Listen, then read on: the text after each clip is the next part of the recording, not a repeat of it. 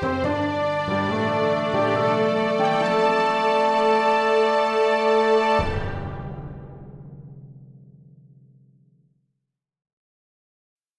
story seekers. I'm Nico. I'm Ben, and you're listening to The Tiny Bookcase. For this episode, we're joined by an award-winning Chilean-Canadian speculative fiction author.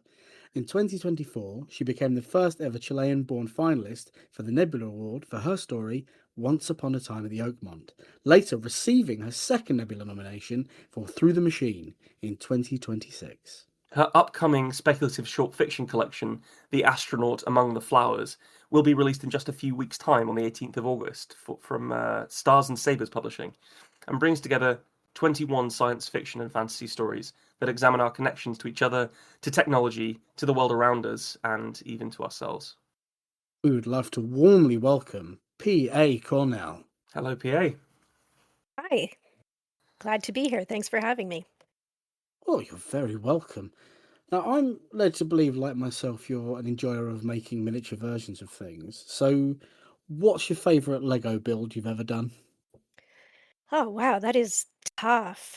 I might have to go with the Space Shuttle Discovery, Oh, just because cool. I'm an 80s kid and space shuttles were a big part of my childhood. Not always in a good way, but um, yeah, so that's probably my favorite build. But it's hard to say because there are a lot that I really enjoyed doing and that Do are you special to me. Oh, that's lovely. Do you prefer like a crunchy build or like a big scale build? Like something that's like complex and small, or a big project?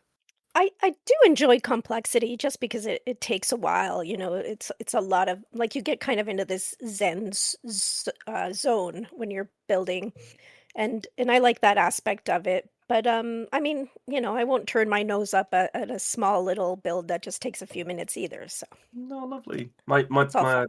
my partner loves Lego as well, and I feel like it's people need these kinds of headspace protected zones when they can just build something and that can be all they're doing in that moment.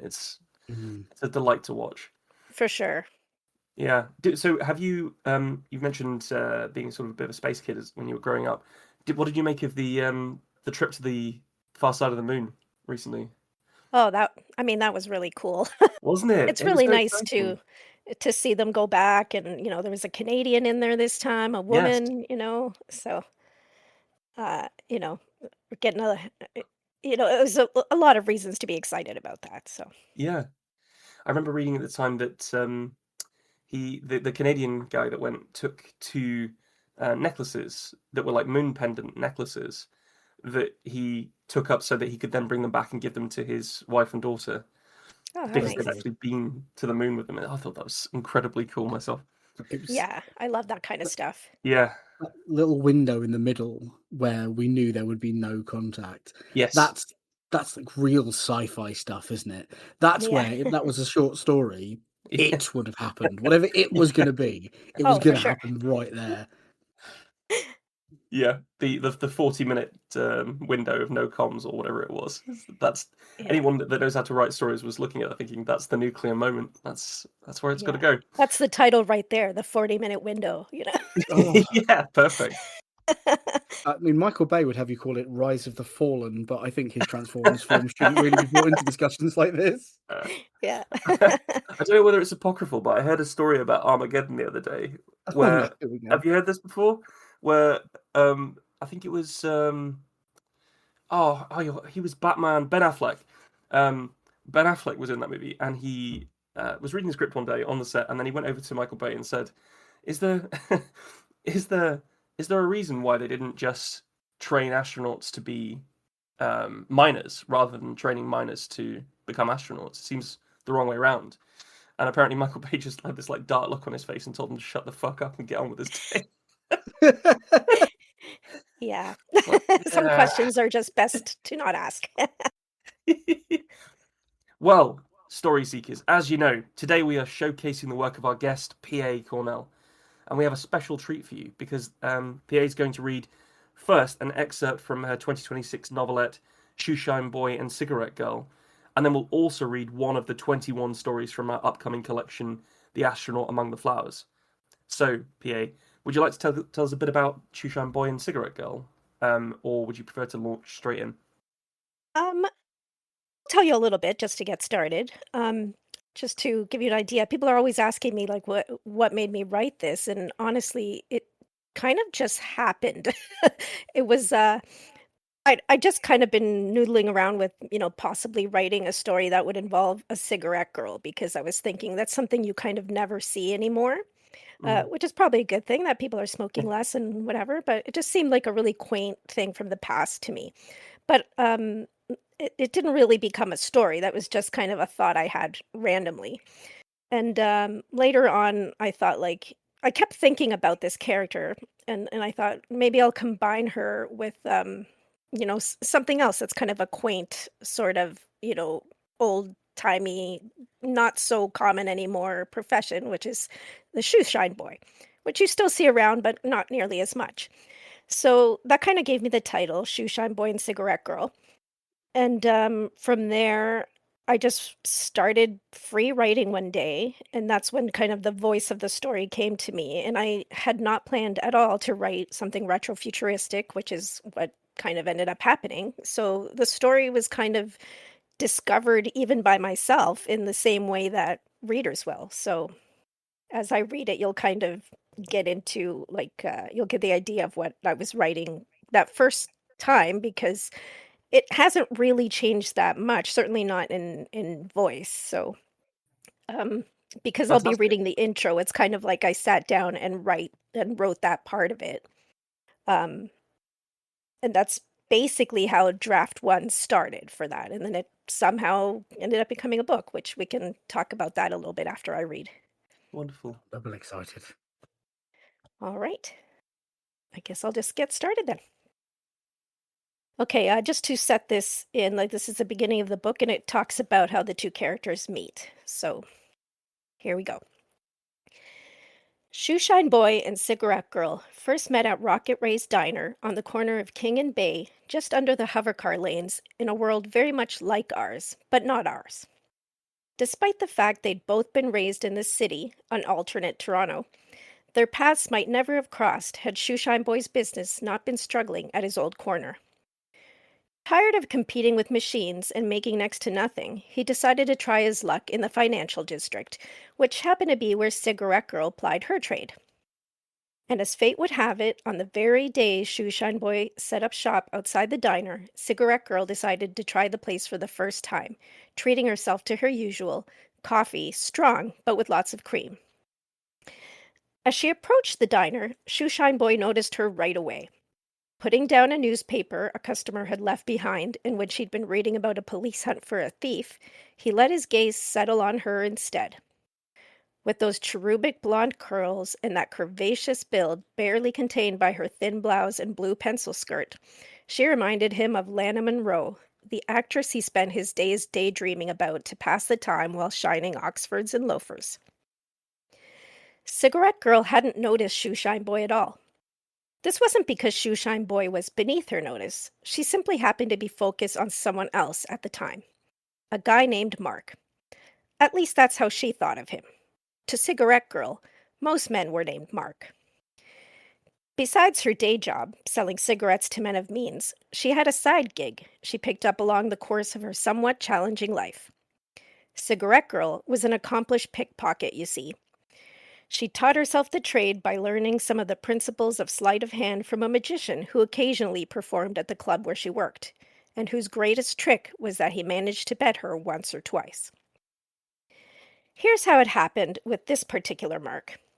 As he stepped out of Rocket Ray's, Cigarette Girl spotted the tall, well-dressed man in the fedora.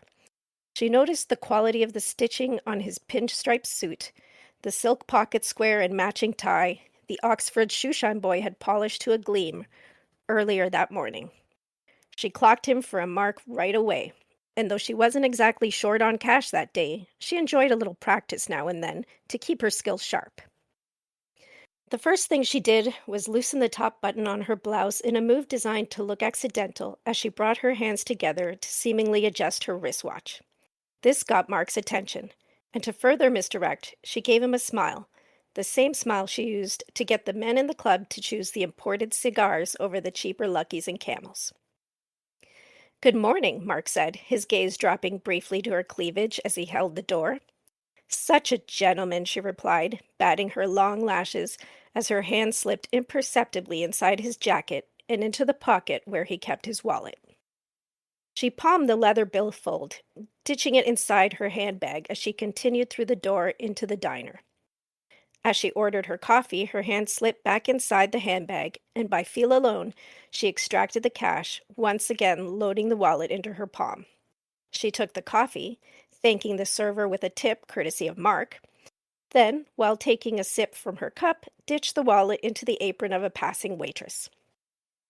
It all happened very quickly and had gone unnoticed by everyone. Everyone, that is, but Shoeshine Boy, who'd been watching, marveling at her skill, and who'd followed her inside to see how things played out. "Nimble fingers," he said, removing his cap as he took the empty stool next to hers at the counter and offered her, of all things, a cigarette from his pack. "I don't smoke," she told him, which was true. "This wouldn't be you, would it?" he asked, sliding the folded paper toward her with the article about the thief in view. She glanced at the words for a moment, then looked him in the eyes. "That description's so generic, it could be anyone," she told him. "Except they're looking for a man." "So they are," Shoeshine Boy agreed. "I guess there's no need to call the cops then." She couldn't help but smile at that. Normally, Cigarette Girl took little interest in men, besides the marks. She thought men predictable, and therefore boring, so it surprised her that she found her attention lingering on Shoeshine Boy. This was clearly not a man of means, obvious from the outfit of cheap brown slacks held up with matching suspenders pulled over a well-worn shirt that had once been white, not to mention the polish-stained fingernails. Maybe it was the pleasing timbre of his voice, or his light hazel eyes, or the way his complexion had the same warm hue of strong coffee with lots of cream from which she was currently sipping. Weeks later, she would decide that it was his smile that made her weak in the knees, but it was always more than that with him. Despite his humble position in life, he had an air about him of something more, and she wanted to find out what that more was all about. That's it. Lovely. Yeah, that's so. How many words is that? Just out of interest. Oh, goodness, I don't know. Just of that introduction? Yeah, because it feels Uh, like it establishes everything very quickly. Is why I ask. Mm. it's Which is hard to it's a real say. I skill. would say, I don't know, maybe like 700, something like Yeah. that. Yeah. I No, mean, that's that's it's very quick. fantastic word economy, isn't it? Yeah. Yeah, really good word economy. Yeah. I really like retrofuturism. I'm not entirely sure I would ever be able to, or I would know how to approach writing it. But I love it when I see it. Like I love things like Futurama and stuff like that. You know, that kind of look. Oh, Um, me too. and I feel like he got it. Like it was really interesting to be paying so much attention to things like the stitching on people's clothes from a character perspective in a world where they've likely got very interesting machinery. You know. Hmm. Um, yeah, no, I thought it was really fun. I thought you built that world quite quickly, and these two characters. The I don't think I was expecting it to be sort of quite as titillating as it was. It was quite it had that kind of like sort of smouldering crime caper to it. Yeah. That I also like that genre. So it was sort of two genres that were pushed together that I both like them both. I thought it was very good. Yeah, Yeah. it's funny you say that because it is kind of, I describe it as a retro future noir love story Mm, because Mm. it's a little bit of kind of all those things. So that So that it's a lot era of is fun. sort of it's doused in a sort of an air of romanticism now, isn't it? That Hmm. everyone's got a nice flat cap on and wearing mm. what now would be considered beautiful clothes, even as he's not dressed well, but he's got matching suspenders, which now would make you look fancy as hell. So I Right. think it's the perfect setting for this. People saying, "Yeah, see, I can just feel it, I can just taste Exactly. it in my soul."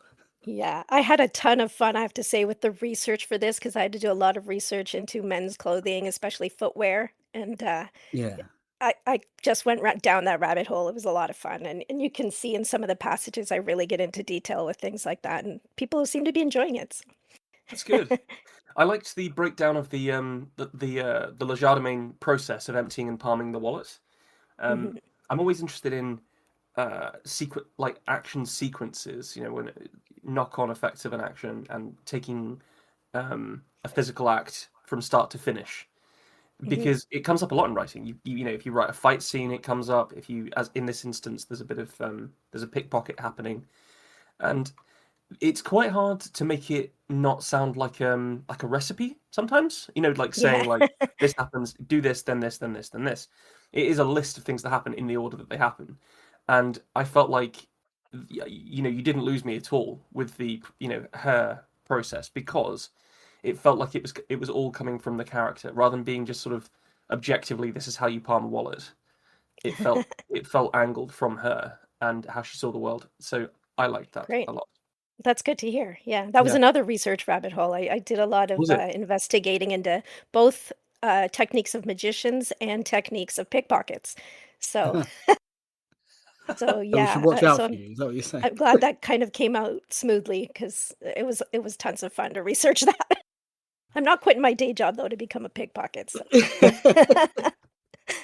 Oh dear. I Have you read the series of books by oh god his name's gone out of my head, but it's the Lies of Loch Lamora and um those books. They're like crime fantasy books. I don't I think think so.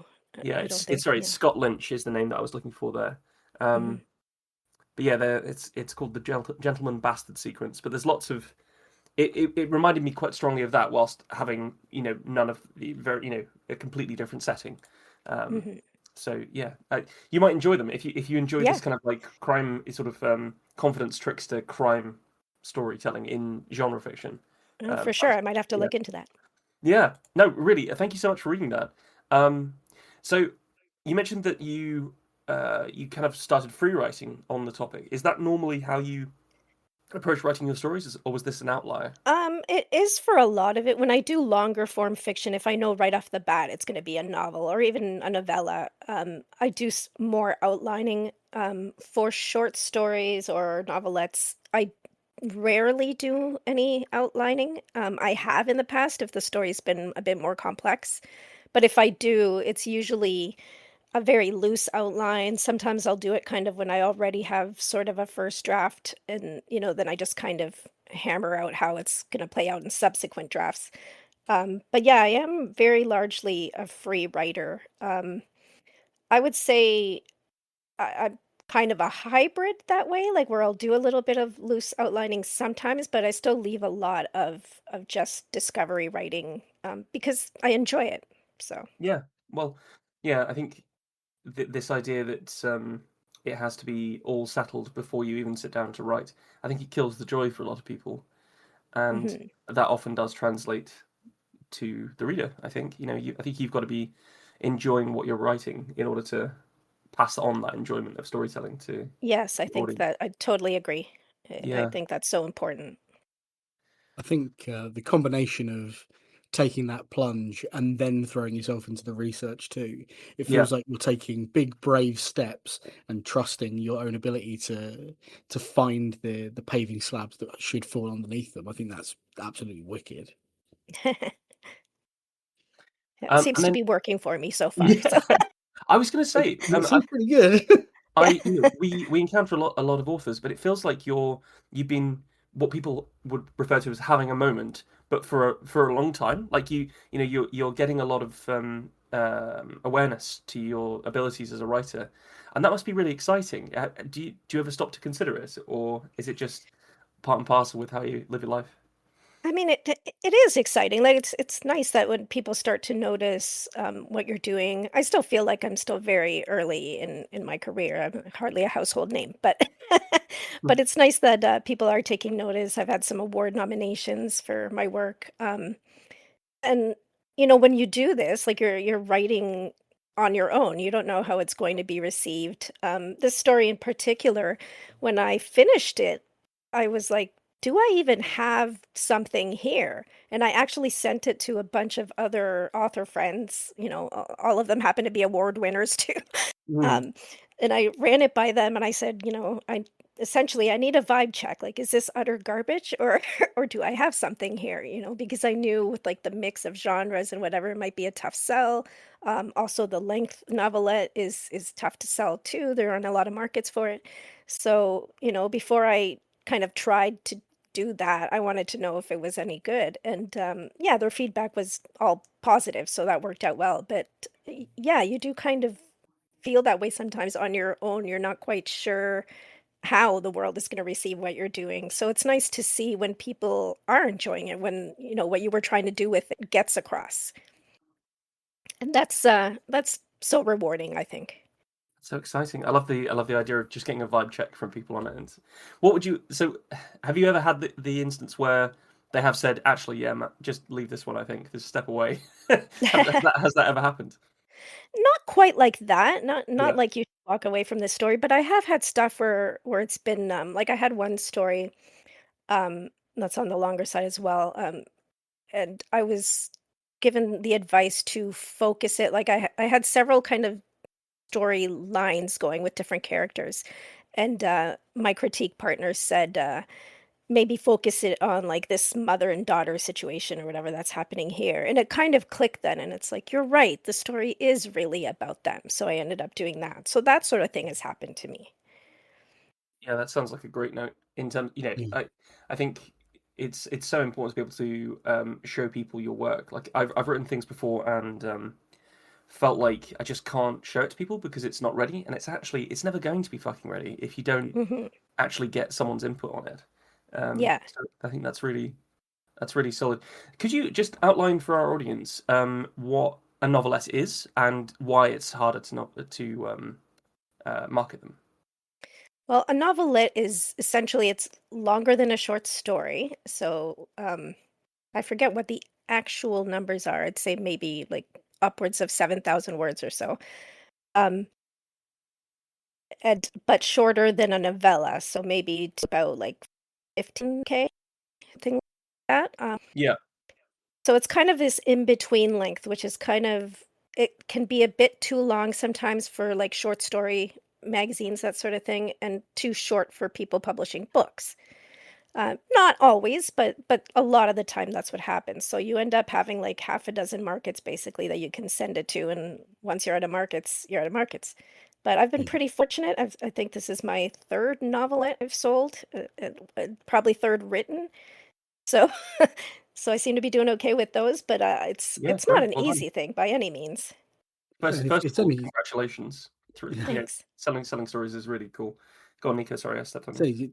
if it's six markets and you've cornered them, I feel like you're onto a winner. Really, you could become sort of empress of novelettes. I'd take it. I don't think I'd look as good in the chair, but I reckon it's quite a good place to be, isn't it? Finding a form that you excel in. Like, does that length just fit you? Is that why I you've ended think up I there? tend to write more short stories. I probably hover around the 5,000-6,000 word length, which is not too bad. But once in a while, I get wordier, I guess, and I end up with something a little bit longer. It's dangerous that. Yeah, exactly. Yeah, that's when you're halfway through and realizing the story is not ending. You get a little I'm bit halfway stressed. through. Oh no, I'm not. Yeah, exactly. That was the feeling. We know that a version of that feeling quite a lot because I've lost track of the amount of times we've spoken to each other whilst we're in the process of writing a story for the bookcase for this podcast, Mhm. and we'll think we're onto a winner, really onto a winner, and then realize we have maybe 50 words left of our maximum word count, and all of a sudden you realize that you've completely misjudged the length of the plot and how many Mhm. words you've taken to execute it. So Just that's a remove much all smaller proper scale, but nouns. It'll be Yeah, fine. at least in print, I can go back and cut things out if I really need to. So, yeah. Well, wonderful. Thank you so much for reading that excerpt. If you're still willing to, I'd love to hear your story from the astronaut among the flowers. sure. The story I'm going to read is called "Kiss It Better," and it plays on the idea of mothers, kissing their child's injuries and so that they feel better. And I have three kids of my own. They're all pretty old now. Two of them are adults at this point, but at the time I wrote this story, they were still quite young, and it kind of got me thinking, wouldn't it be interesting if a mother really did have like the superpower to actually make things literally better through kissing them? So Yeah. that was kind of like the idea behind the story. So I will get reading that. So again, it's called Kiss It Better. And here we go. Take it away. I was 5 years old when I realized my mother had the ability to make an injury better with just a kiss. I know what you're thinking. All moms say they can do that. But hear me out a minute, because in her case, it was true. She must have used her ability many times when I was even younger, but my memory of it starts at 5, when I was running through my neighborhood with a bunch of other kids. I remember slipping on a gravel driveway and down I went. My whole right forearm was scraped bloody and crusted with tiny pebbles. Naturally, I cried, which brought my mom out to see what was wrong. "Don't worry," she said. "I can fix that." She brought me inside, cleaned me up, and then said, "Mommy will kiss it better." And so she did. Within minutes, the scrapes were gone, and with them, any pain. All that remained was the faintest touch of pink to my skin, and even that faded after a little while. I went back to playing with my friends like nothing had happened. Later that night, I noticed Mom was wearing a bandage around her right forearm. "What happened?" I asked. "It's nothing," she said with a smile, and went back to emptying the dishwasher. As the years went on, she continued to use her ability.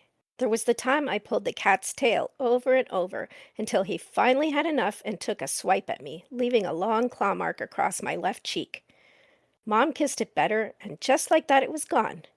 But later I noticed she was wearing much more makeup on her face than she normally did. Or the time I jumped a fence with my friend Kelly because we were too lazy to walk around. That time I wound up with a bad ankle sprain. Kelly had to all but carry me home, but I knew Mom would fix it.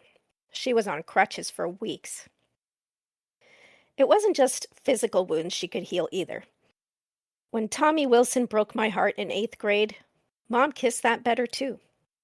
I was left feeling fine and wondering why I'd even cared so much about getting dumped in the first place. Mom, on the other hand, was teary for a while after that. She listened to a lot of sad songs and even made a mixtape. I felt bad for her and used my allowance to buy her some ice cream, which at least made her smile a little. Of course, as with most magic, there were rules. For one, I'm sure you've figured out by now, as I eventually did, when Mom kissed things better, what she really did was take on the hurt herself. It was an incredible sacrifice to make, and I both loved and admired her for it. The other rule was that the magic only worked on me. Mom was a nurse, and I'm sure she would have loved to be able to take the pain, sickness, and injuries from her patients, but she couldn't fix them, just me. Though that seemed to be enough for her, and she continued to work toward healing others in the old-fashioned way. I credit Mom's selflessness for how I turned out. Don't get me wrong, I'm not perfect, but I became a paramedic to help people like she did.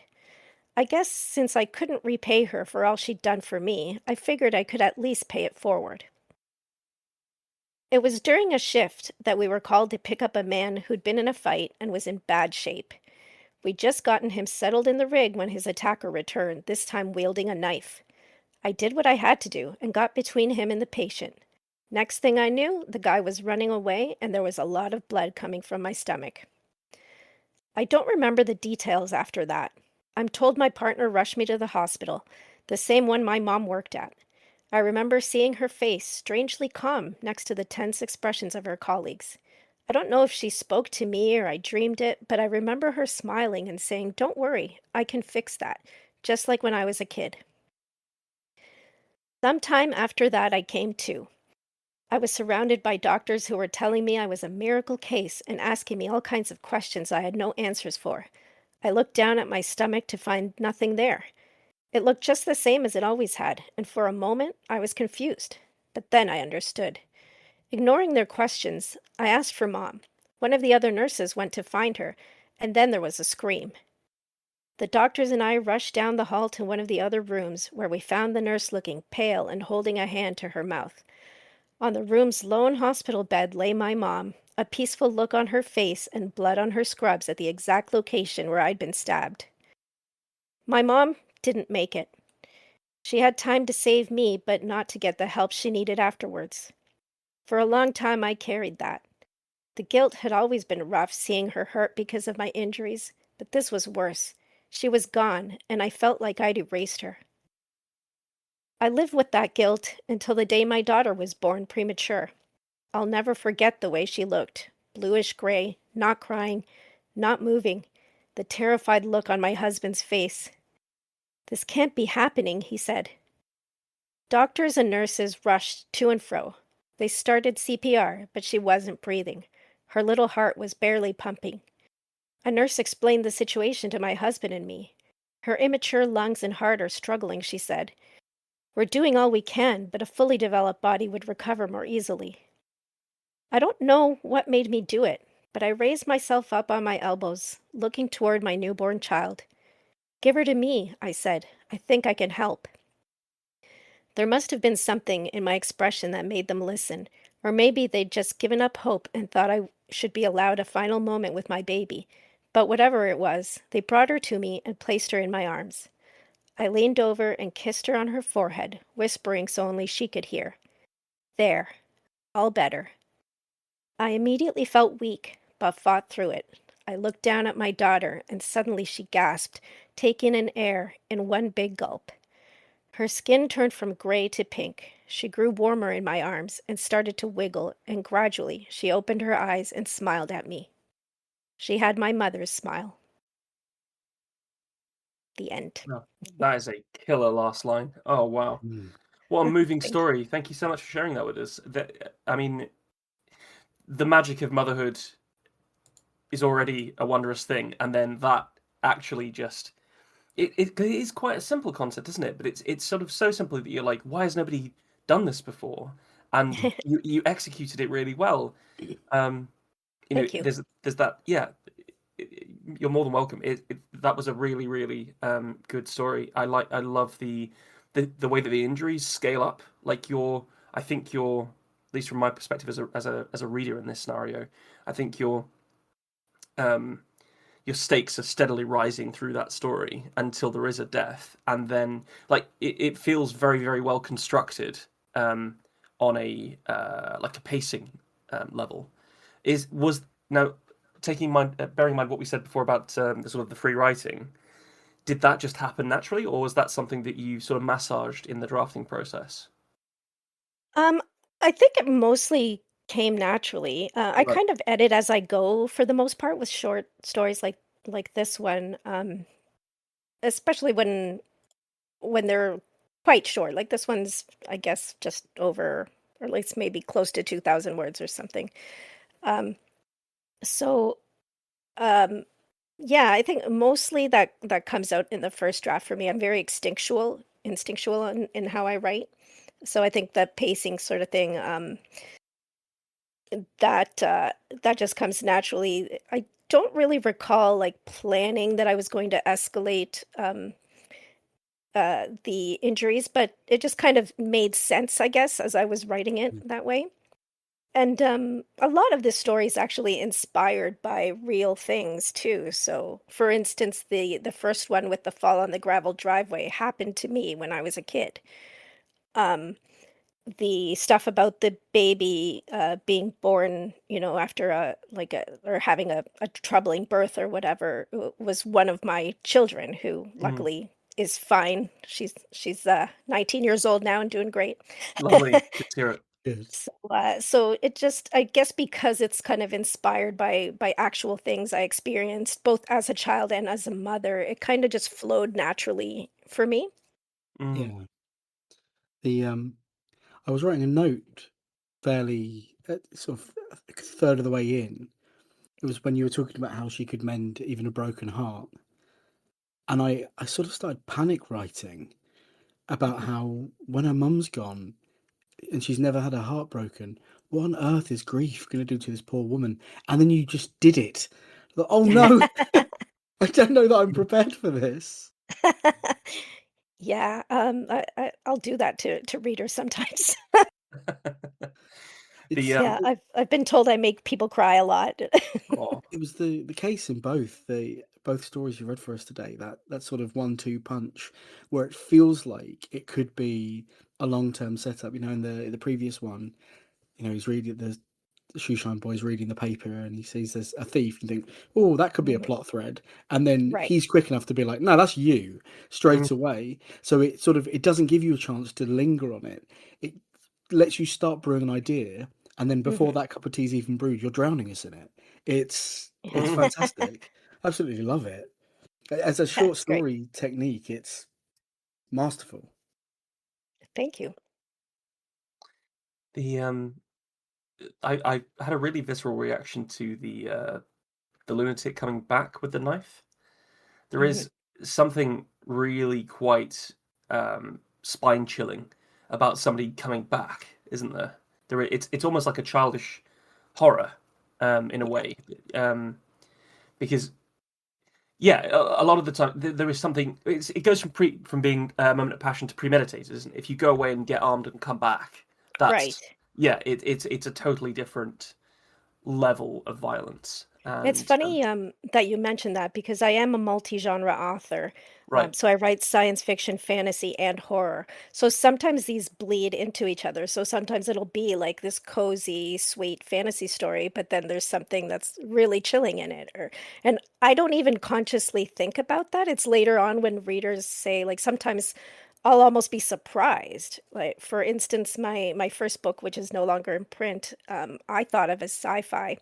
It was a darker sci-fi and it had monsters in it and whatnot, but it was later really embraced by the horror community, which mm, surprised me because I wasn't thinking of it that way. So I think I'm always kind of the last to see these things in my stories, but it does yeah, it kind of makes sense I think because I write in all those genres that they would kind of, you know, have at least some effect on each other. And I feel yeah, like life is like that sometimes mhm, too. Like life will have really good, wonderful moments, but also really like horrible things will happen too. And things don't always have a happy ending. Sometimes they do, sometimes they don't. So I try to incorporate that into my stories and make them feel more real that way. love that. Just before we start asking you some other questions, generally like general questions, I Hmm. just wanted to say that I thought my favorite line of that last story was she was on crutches for weeks Hmm. after the sprained ankle, and I felt like your delivery was good, and it's a great line. So I just wanted to pay homage to that one before we moved on too fast. Um, so I think our first question here is actually potentially you've already answered it with this story, but um, what's the strangest real life experience you eventually put into your writing? Hmm. Let me think. I tend to put like little bits from my life into things. Not always, but obviously, or it'll be maybe someone else's life. So it's I feel like almost every story I write will have something that's kind of from Hmm. reality. I don't know that I can think of necessarily the strangest thing off the top of my head. But yeah, this one certainly has quite a bit in there. Um, that's, you know, that that but I feel like the reason I do that, aside from, it's a convenient little tidbit that might work in the story, is also like I was saying, it it has that ring of truth. Even if I fictionalize it a little bit, like it still is coming from a place of truth. And I think that does get conveyed to the reader and people will relate to it more because of that. Even if what they're getting out of the story is different than what I thought I was putting into it, it kind of, goes like right to your soul in that way. Yeah. So there are 20 other stories in that collection. Hmm. That's a lot of small bits of real world experience to be distilled into a lot of stories. Was it how long did it take you to put together that collection? Was it a period of years or was it all written for this purpose? I mean, these stories they basically represent like the first 10 years of my career. Right. So over that time, like initially, like the first few years, I wasn't publishing that much. I probably like, published like a story per year. And then it was later that it started picking up, and now I'll do much more than that in a year. So it's kind of like it came together towards the end of those 10 years, um, a lot of it, but um,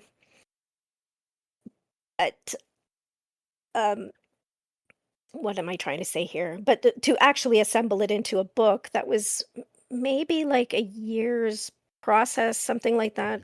Because you work on it, it's not just slapping a bunch of stories and then into like one file and we're done. Like you kind of try to arrange them into an order that kind of makes some sense. And I actually divided this book into like four different parts. So, like, part one is called Artificial Minds, part two is Unusual Circumstances, part three is about time distortions, and part four is Visions of the Future. So, the stories that are kind of in there fall under those sort of groupings. And then together thematically, they're all kind of about just connection, and just that's something I write about a lot, is like connections between human beings, like relationships of all kinds, because that's something that interests me. So I kind of tried to organize it in that way. So it takes a while. Mm. There are some stories that I love but didn't fit that well with the other stories, so I didn't put them in this collection. Maybe they'll be in a Mhm. future one. Um, so there's a lot of thought, I think, behind collections, and it's like until I put one together, I didn't quite realize how much work goes into it. But it is quite a lot of thinking of how they're all going to work together, and how one is going to lead into the next, and that sort of thing. Yeah. I mean, it must be incredibly validating to have been writing for 10 years and then distilling that into a collection. It seems like it must be. It's not a career retrospective, is it? Because you're not at the end of your career. But it is a sort of like a stock take in a An way. introspective. Yeah, yeah. Yeah, it is. It's really something. Like when I got to the point where I was at 10 years, I remember looking back and really like taking stock of like everything that's happened in that time, from not knowing anything about the industry and kind of trying your luck with your first story and seeing what happens, to having done this now for a decade, and it's a lot more, like, I wouldn't say easier, but just more intuitive, I guess. You just kind of understand how it all works a lot better. Yeah. Mm. Are there any stories from your life that you want to put in a story, but you think they just wouldn't believe it? Not so much that. Well, maybe a little bit of that, but I do, like, I'm, as you mentioned in the intro, I'm Chilean. I did for a time in my early childhood live in Chile under like the Pinochet dictatorship, and there's a lot of like pretty awful stories and like difficult stories that I heard over that time, or that family members experienced, or that sort of thing. Not myself directly so much, but because I was so young, but other Yeah. people I know. And I've always wanted to put that experience in some way into a story. Um, but I don't quite have an idea yet for how to do that, where, it's going to come across to a reader in some way other than just look at this horrible thing. But it has to have more, like, resonate in a way more with like this time period, or anyone who might read it, whether they experience something like that or not. Um, so I'll get there at some point, I think, but that's something that I would like to kind of, I guess, get out on paper, because it's in me. It's a I way of look forward to processing you it, I doing it. guess. Yeah, yeah. So, if you could summon one of your writing heroes and ask them any question you wanted, who would you pick and what would you ask? Oh man, this is such a tough question. Normal magic dinner party rules, living or dead. Yeah. Ideally, factual, not fictional. There's so many. I think I'd probably have to go with a Chilean for that, and I would choose Gabriela Mistral. Um, and I don't know what I'd ask her, really. Honestly, I just want to pick her brain about whatever, just enjoy a good meal, and just talk about the craft, obviously, a bit, maybe some of the inspirations for her work. But honestly, I just love to get to know people as people, which I think Hmm. is like a major driving force for my fiction. Because I'm the person who's going to sit there and listen to your boring stories, and I'll listen to you tell them to me again, even if I've heard them, because there might be a little nugget that you didn't say last time, and I'm endlessly fascinated by people and what makes them tick and what their stories are. Um, and so I think just any meeting with any hero of any kind would probably end up just being that, like, just tell me whatever. Tell me anything you wanna tell me about yourself, and, I'll listen. Sounds like a good question might be, would you care to join me for dinner? Yeah. Well, Yeah. I'm a foodie. I love a good meal. So, Do you have a favorite meal or a favorite cuisine? I mean, I tend to like small plate things, mostly because I'm the person who wants to try everything on the menu. Hell yeah. Mm. So I like things like tapas, and I like afternoon tea, and I like, chef tasting menus because I get like a little bit of everything. So it's kind of like that any kind of meal that's portioned out in like little bits. If you'd like to at any point no longer enjoy small plates and tapas, you should watch Nico and I destroy tacos together because it's it's like watching barnyard animals feast. Oh my It's goodness. we it's delightful to do it, but it's not good to see it. at last year's World Fantasy Con, Ben and I did we'd like to try everything at a Greek restaurant, and they had what they described as little plates. And it Mhm. turns out that what anyone else would describe them as would be Full plates, meals, yeah, full because meals. Yeah. their normal plates were fucking gigantic. And I have never felt so full in my entire life. We rolled down that hill back to the seafront. It was It not was good. it was Oh my fortunate it was goodness. so steep. I think it helped get actually back to the. God, if we'd been going back the other way, we never would have made it. No, no, I think I would have had a heart attack. Um, I was just thinking, you mentioned Mistral, and I'm just interested to hear more about that person. I'm not really aware of them. There's a bell ringing in my head. My partner is very well read on South American literature, so I'm wondering whether I know it from that. But could you just let us know who she is? Um, well, I mean, she's no longer with us. Mm, She is one of our authors who won the Nobel. We have two right. with Pablo Neruda, which a lot of Oh people yeah, yeah. have heard of. She was, I guess, mainly known for poetry. Um, I don't know what else I can say. Well, what drew you to her work?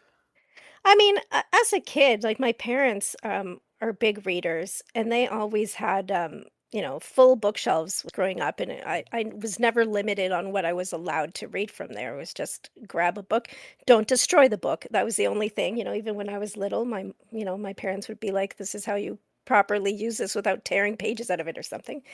And Mm. beyond that, it was just do whatever you want. And because we were Chilean, they had, books generally in Spanish that were, by people like Gabriela Mistral and Pablo Neruda and other like South American or Hispanic authors as well.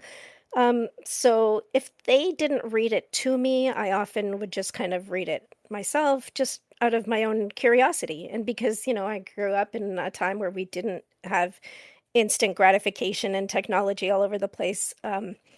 So if I was bored, it was just an easy thing, like just let's see what this is about. So I think that's kind of where it all. Oh, Patty, we've just lost you again there for a second. If you can hear me, Yep. um, I think we did catch the end of that.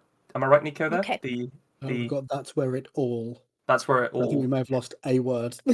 Okay. Uh, yeah, I think I was saying that's where it all kind of started for me, like the curiosity, I guess, of that. But also, just in Chilean culture, we're big readers, I would say, overall, as a country.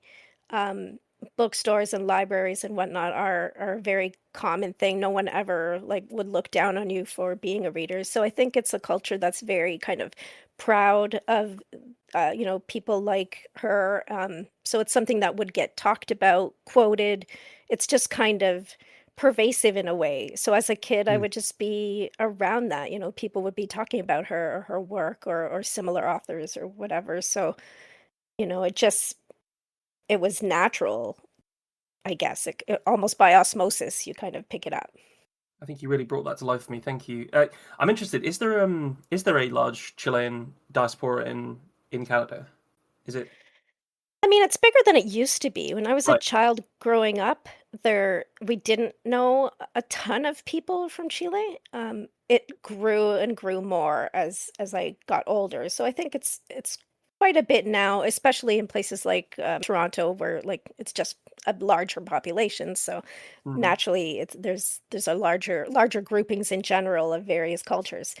And they do like celebrations for like Chilean Independence Day and that sort of thing that, Oh, nice. happen now that didn't really happen when I was a kid. So it's grown and it's continuing to grow. So So, Do you enjoy film as well? As well as I do. prose? Yeah. I love film. I I just watch almost anything. So Right. I have a question for you because I saw a film a few years ago, which I believe was a Chilean film called El Conde, and it was about Pinochet. It's like a black comedy horror. oh, that's the vampire one, right? Yeah, he's a I think. Yeah. 250-year-old vampire. Yeah, uh, Yeah. and I was really really interested at the time. I was wondering what Chilean people thought of this movie, and I was just wondering whether you'd seen it. And Yeah. if I you mean, I don't know that I can speak for other Chileans because I'm also very sure, Canadian at this point, but sure, yeah, but but I thought, I mean, it's so out there. It's such a strange concept, really. So I kind of love that because it's kind of, to me, I see a filmmaker that took huge risk mm. in, making a like Pinochet inspired Count Dracula sort of figure, which is you know, I love that. It's so crazy. How can you not love it? I thought the execution worked pretty well. Excellent. All But right, well, I'm glad about that because I really enjoyed that movie, and I was just like, I hope this isn't super insensitive. yeah. Yeah, it's I mean, yeah, I don't know. I don't know. I can't like yeah, if you've lost family or whatever, I don't know, maybe it's a much more sensitive subject for some people, but for me, just looking at it as a piece of art, I yeah, really enjoyed it. wonderful. so for you in your life, Canada is the sequel to Chile, and this is going somewhere. Mhm. But what is the best sequel book you've ever read? Hmm. Oh man. It's tricky that one, isn't it? Yeah. I'm It's not as trying to simple. think. We I call it a don't read like a curveball. ton of series, but I do read trilogies. I don't know, maybe I'd have to go with Mary Robinette Cole's Lady Astronaut series because I feel like either that or like Murderbot is also a good one where it's like the first book gets you into it and the second one just keeps going with more great stuff. So yeah, maybe Martha Wells' whatchamacallit, Murderbot um, books. So, those are the two that just come to mind right Yeah, now, but yeah, I'm that's sure great. there are many others. I wonder, from the way that you sort of answered that question, I wonder if we could delve a bit into what makes a good second book because there are a lot of trilogies. Nico and I read a lot of fantasy, and trilogies are just all over the place. Um, Mhm. Overloaded with uh, them. yeah, and sometimes it can feel like the middle book, this kind of bridge book, is just a vehicle to get from the start to the end of the trilogy's narrative arc. And Mhm. sometimes it feels like they are their own book, and they sit perfectly, and somehow they make that idea of what a trilogy is really sing. Um, and I don't think I've ever really put my finger on it. I'm fascinated to hear writers like yourself, and what you think makes a good sequel book. Mhm.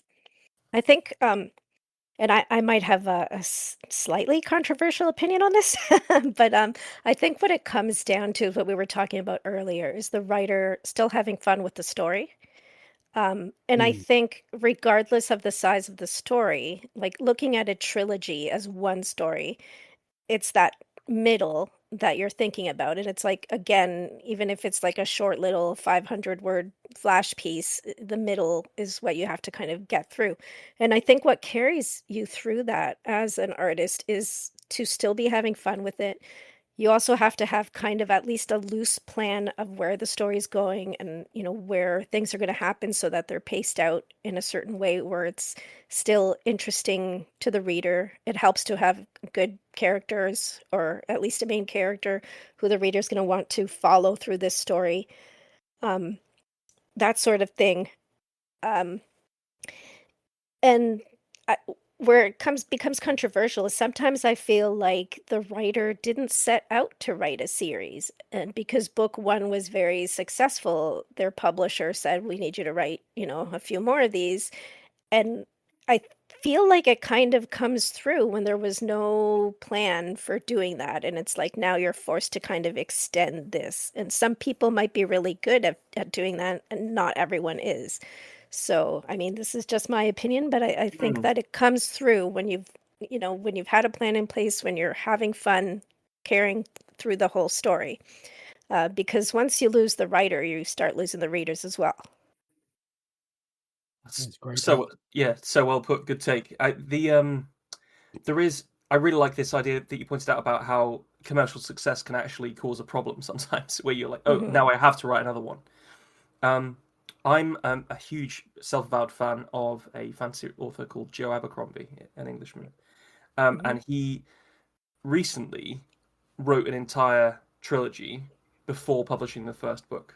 So he's already well regarded and he's done well, and he Hmm. used that to get enough space with his publisher to say, "I'm going to write the whole thing."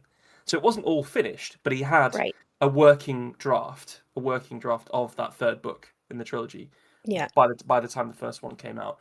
And I thought that is so ballsy in this sort of modern world of, as you said earlier, like instant gratification, to really take your time and get it right. I think that's super smart, Right? especially if you're kind of a new writer, or if you're self-publishing in particular. Uh, if you're going to be like a writer that does series, yeah, write the full trilogy, or at least plan the full trilogy so that you know where you're going with it. Mm. My husband is actually a Joe Abercrombie fan, so Oh, he, nice. he'd probably agree. There was a high five traveling through Yeah, the I'll let internet him there. know so he Yeah, no gets worries. it. Oh, he knows. Oh, Uh, he knows. He can feel it. yeah, It's the brotherhood of It's the Abercrombie Abercrombie. Brotherhood. Abercrombros. That's the Oh, Oh, I love that. fantastic. So I think we touched on it earlier, but what is your drafting process? Um, yeah, I think I tend to just kind of do a lot of writing in my head in a sense before I sit down to actually type anything. So I'll think about a story for a good long time, essentially daydreaming about where it's going to go. Mm, And I'm the kind of person who can see the story in my head, and I'm just basically transcribing what I see. So when I do sit down to write, I tend to already know where I'm going, unless it's like full on discovery writing where I have no idea where I'm going and let's see where this goes. Um, but it's my first draft tends to be very intuitive and free that way for most things. And even if I'm writing, like, say, a novel where I might have more of a plan ahead of time, I'll still kind of rewrite the first chapter just mainly to get like the feel for the voice I'm going to be using, who my character is, and how I'm approaching them. Uh, that's when I usually choose like what tense I'm going to be in, that sort of thing. oh, really? So Is it this, happens later on. Tense happens later on. yeah. Wow. I Okay. mean, usually, and I tend Yeah. to just kind of let the story guide me, like, or the Mm. characters tell me what their story is in a way. now. That's so freeing to hear because I get so hung up on what tense to use before I've even put pen to paper. So that's really good for me to hear. Thank you. Mhm. I'm a self-professed doing the voices, going here and punching the air while I'm thinking about sword fights type. How how far into the living the story before you start putting it down do you get?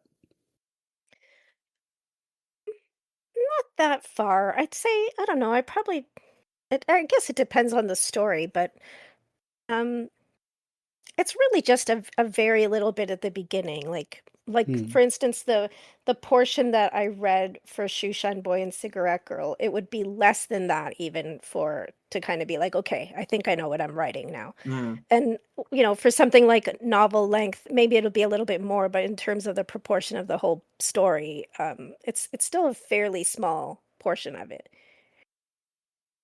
And then it's like I just kind of have to get the feel of it. I've compared it in the past to a little bit to how actors work and how they find their character. And it's like once Yeah. you've got it, you're like, okay, I think I know what I'm doing here. And then you can just run with it. It's striking me in the way you talk about it, like like a chef taking a little piece of something and tasting it, and then going, "Yeah, I know what I can make with that." That's the Mhm. vibe I'm getting. You're like, "Oh yeah, I've got the taste for it. I'll make a Totally. feast." It is, yeah, because you Beautiful. have the tools, like experience gives you the tools. And so those are there already just from whatever experience you've had. And obviously you get more tools as you get more experience. So you get better at exactly like you were saying, like a chef, knowing what herbs to use and that sort of thing in the right moments. And all So that if comes I, with just experience. Yeah. yeah, if I put you on the spot right now and asked you, what novel is the closest to your heart in this moment?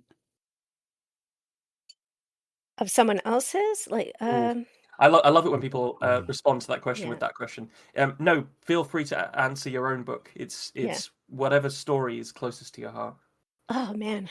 Jeez, I don't know.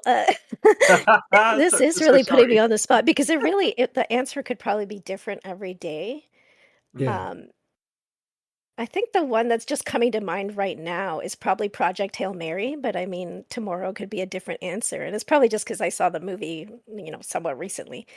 But I like that feel good, humor, happy endings type stuff, especially now, like things are rough right now in the real world. And yeah, sometimes I feel like we need something that's going to make us smile a little bit, which is also part of the reason why I wrote Shoeshine Boy and Cigarette Girl, because I wanted to just write something fun, and uplifting for people. But yeah, so that's going to be my answer just today. Shout I out love to it. Andy Weir. Andy Weir, yeah. Um, I love it. I also thank you for validating my movie recommendation to Nico, which I've been expressing repeatedly for about 3 weeks now. Because I also feel like recently it's got one of my favorite actors in it or anything either. yeah. yeah, no, I think it's people have been referring to it as Hope Core, Yeah. and I really do vibe with that. I think there is space for mature hope Hmm. in genre fiction for sure, and any fiction. I think we all need it. So yeah, um, I just want to ask you a bit about some of your work, if that's okay. Hmm. We used to ask people this question, and it wasn't on the docket to ask you today, but I really like it, so I'm bringing it back. And it's if there was a place where if you could tell our listeners where you think they should start reading you, like what story of yours should they pick up first? Hmm. I think maybe I would go with Once Upon a Time at the Oakmont, which is probably my best known story. Only, well, it's also my first Nebula and nomination as well, and it was nominated for another couple of awards as well. But aside from that, I think it really captures kind of my style in a way because it's a sci-fi fantasy that involves, kind of time travel. My characters aren't so much traveling, but you'd have to read the story really to see that. But it involves the time travel trope in a sense. And that's something that I use a lot. I do a lot of stories that revolve around time and time manipulation and that sort of thing. So I think it kind of gives you a good general vibe of what I write. And some of it is really like sweet and cozy, and some of it is darker. Like a lot of the story is kind of like a commentary on war, that sort of thing. Um, so that I'm kind of playing with that with light and dark in a way that's really accessible, I think, in that story. So that's kind of a good one to start with, and then from there you can branch out into other things. And I always tell people, like, because I write different genres, like, what you get next time might be vastly different. And there's probably people out there who love some of my stories and downright hate some of my other stories because they're just a completely different vibe. But if you like a little bit of everything like I do, then that's great, and I think that's what people will find in my collection too, which is why it says in the description it's like a mix of, light to dark and vice versa. And I do take people on an emotional roller coaster ride that way. So And for those people listening, I'm fairly sure that story is available to be read on psychopomp.com. yes, it is now. In the fantasy section. Great. So if you want to read that, go there. But you've had a busy year already, and we're only well, I was about to say we're not that far into it. We're actually exactly over halfway now, aren't we? Just over halfway. But we've heard some excerpts from them. But have you got another project on the horizon? Are you going to do 3 in 2026, or are these the 2 for this year? For books, I Yeah. don't have another book coming out this year. I do have some things I can't really talk about too much in terms Sure. of book things, but I do like these shouldn't be the last books you see from me, that's for sure. But yeah, that probably won't be happening next year either. I'll just give a little bit more time in there. And in the meantime, I'll obviously keep working on my short fiction as well. I do have several more things coming out this year. A few have come out already. So, yeah, so I mean, if people like keep an eye on my website or subscribe to my newsletter, they should be up to date on all my releases for that sort of thing. Excellent.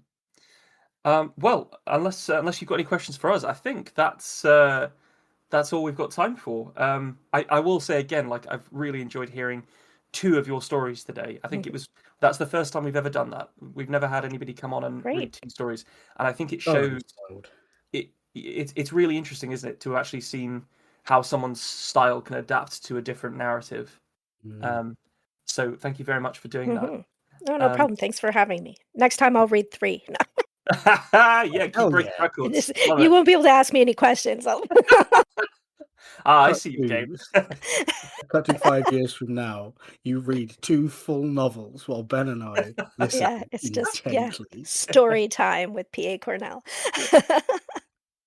Thanks for joining us for this episode of The Tiny Bookcase. Remember to subscribe, otherwise you're going to miss out on the future fun. Also, tell a friend. If you like this episode, link them to it. We'd be tremendously grateful. You can follow us on Twitter at BookcaseTiny, Facebook at The Tiny Bookcase, and Instagram at BookcaseTiny for updates. Speaking of supporting the podcast, well, magic can only take one so far. The Tiny Bookcase is supported by the generosity of its patrons. Those kind souls have really kept my belly full the last year. Let's cast a spell for them, shall we? For rich ginger tones on their scalp, let us cast the Orangi Hedondo spell for Scott Byrne. And for general fabulousness, why not the Ooh La La How's Your Mother spell on Matthew McLaren?